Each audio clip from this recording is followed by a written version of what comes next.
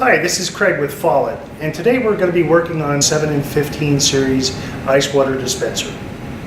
The tools we'll be using for this is going to be a set of gloves, safety goggles, a John Guest wrench, pliers, needle nose pliers, Phillips head screwdriver, and a 3/16 inch nut driver.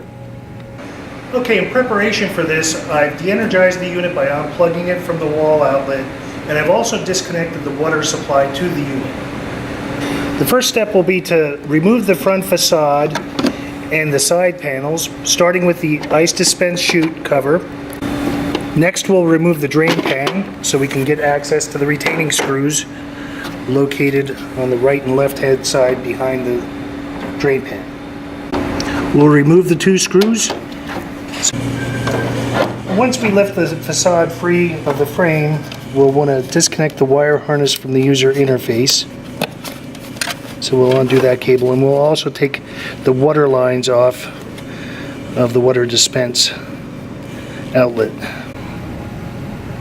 Okay, you can slide the top cover back and pull that off as well. There's two screws on each side panel that hold the panel in place, and it snaps in from the rear. We're going to remove these two screws on each side panel and remove the side panels.